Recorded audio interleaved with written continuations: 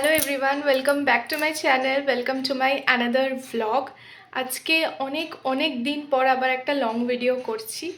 তো আজকে স্পেশালি যে কারণে করছি সেটা হচ্ছে আজকে হলো সানডে 18 জানুয়ারি, আর আজকে আমরা যাচ্ছি হচ্ছে পুরীতে।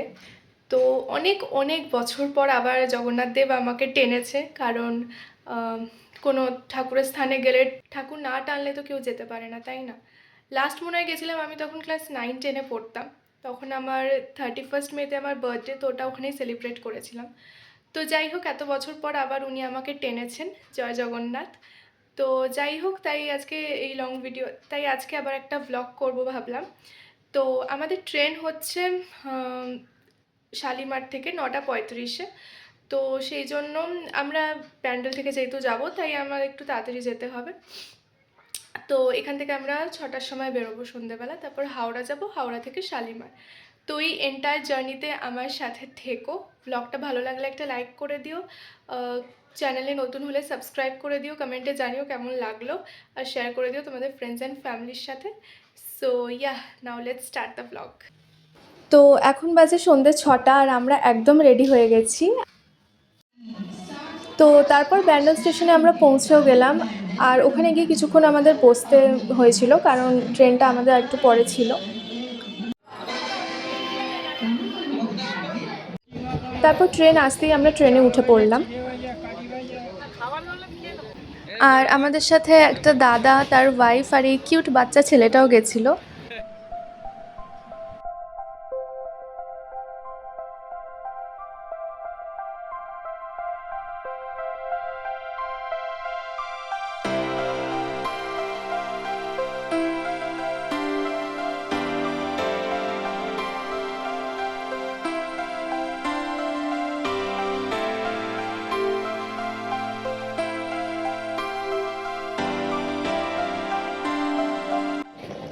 তারপর আমরা হাওড়া স্টেশনে নেমেই শালিমার স্টেশনের জন্য বেরিয়ে পড়েছিলাম, কারণ বেশি টাইম আর ছিল না।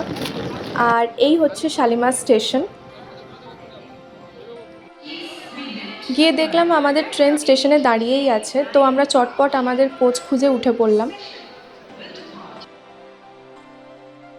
তো 10টা যেহেতু বেজেই গেছিলো, তাই ভাবলাম ডিনারটা করে নেওয়াই ভালো। তো বাড়ি থেকে আমরা খাবার নিয়েই গেছিলাম।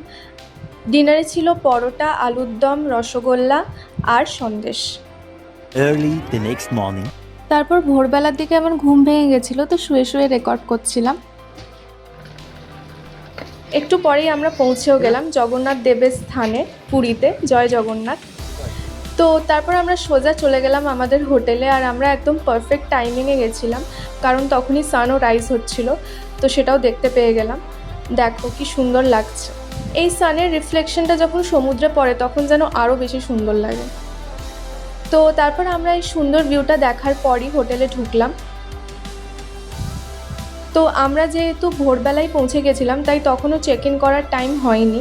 তো আমরা কিছুক্ষণ রিসেপশনেই বসেছিলাম, আর ওখানে এই অ্যাকোয়ারিয়ামে এত সুন্দর সুন্দর কিউট ফিশেস ছিল, তো ওগুলোকে দেখতে দেখতেই আমার টাইম স্পেন্ড হয়ে যাচ্ছিল। A few moments later.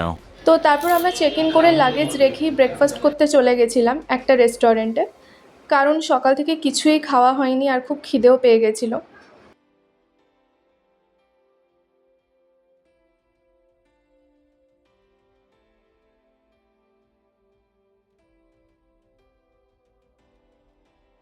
তো ব্রেকফাস্টে আমরা নিয়েছিলাম লুচি, ঘুগনি আর ডিম সেদ্ধ।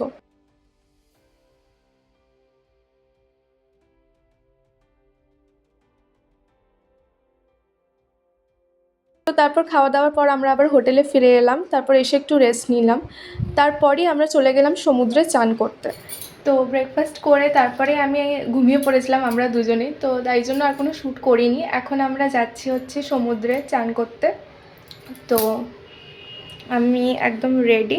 আর এখানে আমাদের এখান থেকে, মানে আমাদের ব্যান্ডেলের থেকে তো খুবই কম ঠান্ডা, দেখতেই পাচ্ছ। সোয়েটার টোয়েটার কিছুই লাগে না অতটা, মানে হালকা সোয়েটার হলেই হয়ে যাবে। শুধু সকালবেলার দিকটা একটু ঠান্ডা লাগে, এখন বেলার দিকে তো বেশ ভালোই গরম আছে। গরম না, মানে এনজয়েবল ওয়েদারটা। তো যাই হোক, বেশি গরমও নয় ঠান্ডাও নয়, প্লেজেন্ট। তো যাই হোক, এখন আমরা যাচ্ছি হচ্ছে চান করতে। তো চলো যাওয়া যাক। তো ফোন তো আমি নিয়ে যাইনি সমুদ্রে, তাই হোটেল থেকেই তোমাদের সমুদ্র দেখাচ্ছি। One eternity later. ওকে, তো আমরা চান টান করে এসে ঘরে এসে চান করে ফ্রেশ হয়ে গেছি একদম। আর এখন আমরা যাচ্ছি লাঞ্চ করতে। তো আমরা আর বাইরে যাইনি, হোটেলেই লাঞ্চ করে নিয়েছিলাম। তো লাঞ্চের মেনুতে ছিল ভাত, ডাল, আলু ভাজা, পেঁয়াজ, লেবু, আলু পোস্ত আর একটা পাঁচমেশালি তরকারি ছিল। আর ছিল মাছ, চাটনি আর পাঁপড়। Much later. তো এত কিছু খাওয়ার পর তো আমাদের বেশ ভালোই ঘুম হয়েছিল। তো তারপর সন্ধেবেলা আমাদের একটু বেরোবার প্ল্যান ছিল। তো ব্যালকনি থেকে বাইরেটা দেখো, বেশ ভালো লাগছে দেখতে। তো তারপর আমরা বেরিয়ে প্রথমেই গেলাম বিচে। বেশ সুন্দর হাওয়া দিচ্ছিল আর ঢেউগুলো মোটামুটি বেশ বড় বড়ই আসছিল। তো তারপর আমরা ওখানে কিছুক্ষণ টাইম স্পেন্ড করলাম।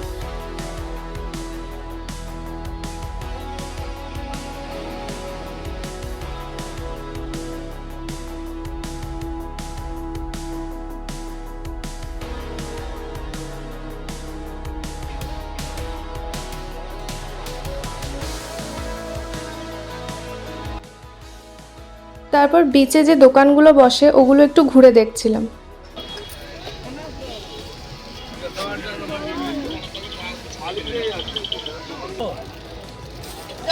আমিও 2100 শুনলাম।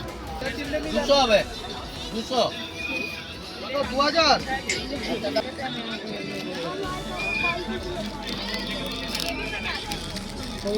তারপর আমরা একটু বসেছিলাম। তো অনেকক্ষণ বসে থাকার পর একটু খিদে পাচ্ছিল, তাই দেখলাম যে ওখানে ফুচকাও বসেছে। তো ভাবলাম একটু ফুচকা খাওয়া যাক। আর ওখানে ফুচকা 10 টাকাতে মাত্র 3টে দেয়। তো কি বলবো, আর তো আমরা 20 টাকার মতো খেয়েছিলাম। তো তারপর আমরা আবার হোটেলে ফিরে এলাম। হোটেলে এসে ডিনারে ছিল রুটি আর ডিম ভুজিয়া, কিন্তু তেমন কোনো টেস্ট ছিল না খাবারটা। বাট বাইরে বেরিয়ে বাড়ির মতো খাবার পাবো সেটা এক্সপেক্টও করা যায় না। এখানে ঘোরাটাই ইম্পর্ট্যান্ট আর শরীর সুস্থ থাকাটাই ইম্পর্ট্যান্ট, তাই না? তো যাই হোক, ব্লগটা এখানেই এন্ড করছি। নেক্সট ব্লগে শেয়ার করব আমাদের ডে 2 অ্যাট পুরী। তো লাইক, শেয়ার, সাবস্ক্রাইব আর কমেন্ট করে দিও। দেখা হবে এবার নেক্সট ব্লগে। বাই।